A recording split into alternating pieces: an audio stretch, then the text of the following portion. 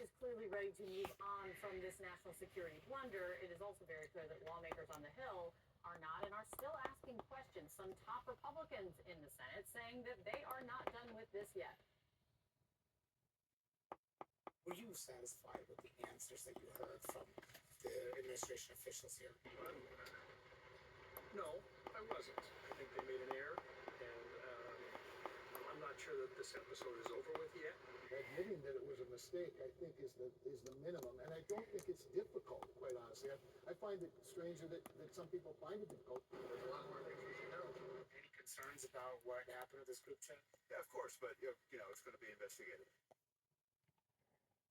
Democrats agree and are going further, though, saying that officials need to resign or be fired over this mess, and they want Attorney General Pam Bondi to investigate.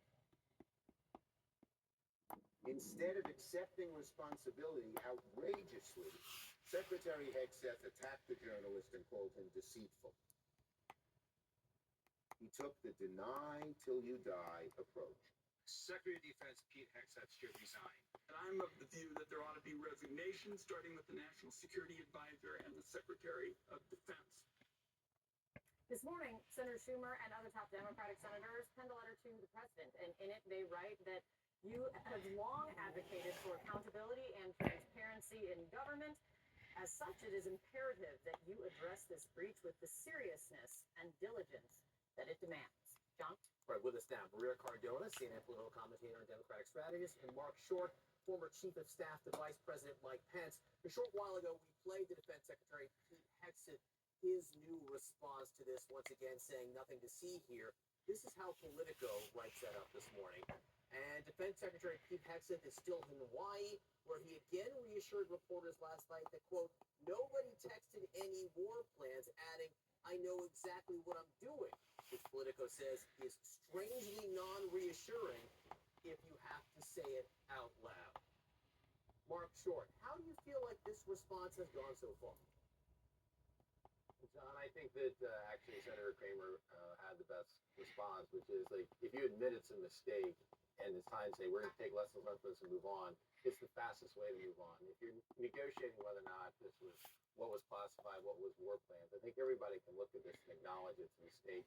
You know, when you enter the White House, one of the first things you do is you have clearances, is you get training on how to handle classified documentations. I think the reality is that there'd be other people who are White House staff to be fired for this, or people in uniform who would be relieved of their duty if they'd done this.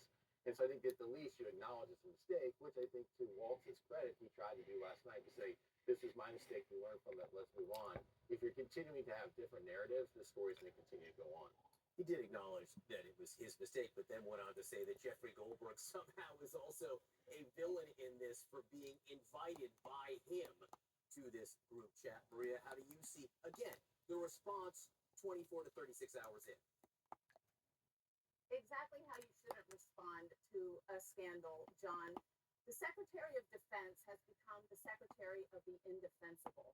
And the more that he digs the hole, the more that this is going to be a story that focuses on the inexperience, the incompetence, the outrageous lack of knowledge that this Secretary of Defense, and frankly, the whole clown car cabinet that Trump has now, is exposing us to, and is proving Democrats who were all against a lot of these nominees when they were up for nomination. It explains and it's proving us right as to why they should never have been confirmed. And so I agree with Democrats and frankly Republicans, some common sense Republicans who are saying this should be fully investigated. But at the end of the day, heads do need to roll. The Secretary of Defense should resign. Can you imagine, John, if Secretary of Defense Lloyd Austin had done this under a Biden administration? Oh my goodness, Republicans would be calling for his head. They would be calling for his resignation. They would be having hearings, and they would be probably calling for Joe Biden's impeachment. So the hypocrisy is unbelievable, and it is actually making Americans less safe. Mark, I'd be remiss if I didn't ask you about something which you have unique insight to, which is the vice president's role in all of this. You, of course, were Chief of Staff to Vice President Mike Pence. There's actual policy information in these text exchanges where the Vice President of the United States, J.D. Vance, expresses his disdain for Europe. And I actually don't think he'd be upset with me characterizing it as disdain for Europe. And he also has this sort of offhanded suggestion that he doesn't think the president, Donald Trump, understands the issue. So when you read that with your knowledge of the vice presidency, what jumped out to you? Yeah, John, I think that's part of the story that I found more alarming. It's gotten less coverage. To Maria's point, the reality is that Lloyd Austin and Joe Biden allowed this problem to persist and never really addressed it. To President Trump's credit, he did. But in that very same text chain, you see at the end Stephen Miller saying, look, let's wrap this up. The president greenlit this. Well, if the president greenlit this decision in the Oval Office rightly, take this action, the fact that the vice president of the United States is expressing his reticence and disagreement with the decision, as well as senior DNI staff, I find that to be a more alarming element, because if the president's made a decision, your time to discuss it or have different opinions is before that. Once the president gives the green light, again, as Trump did rightly in this decision, it's no more time for debate on this. And if you're in an open chat with other cabinet officials, it creates the notion that, hey, wait a second, there's distance between the president and vice president on this, and what other issues are there going to be other distance with, and it's okay for the vice president to communicate that reticence with other cabinet officials. I think creates a bad precedent moving forward. Maria, I want to ask you about something that bubbled up overnight in Democratic and Republican politics. Congresswoman Jasmine Crockett of Texas made a comment about the governor of Texas, Greg Abbott, who is in a wheelchair. Listen to what she said. We in these hot ass Texas streets, honey. Y'all know we got Governor High Wheels down there. Come on now. And the only thing hot about him is that he is a hot ass mess, honey. Now, afterwards, she went on to claim she was talking about his policies, but if you go back, she's actually tweeted things about him on wheels before. What's going on here, Maria? And should she give a flat-out apology? I don't think she should have engaged in those kinds of comments, John, and she certainly will be asked about them.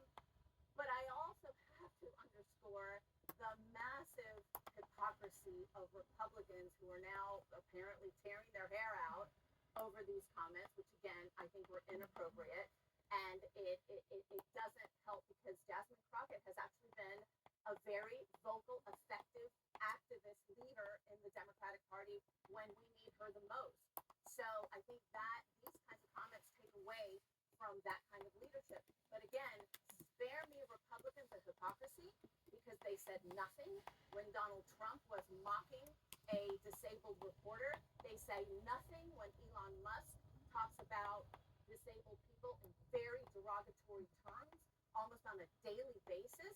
So again, Republicans have no leg to stand on here when they are complaining about these kinds of comments, when they themselves do not have the backbone and are completely cowardly when their own party, the leaders of their party, engage in not just the same exact thing, but even more ridiculous, unfounded kinds of comments against disabled people.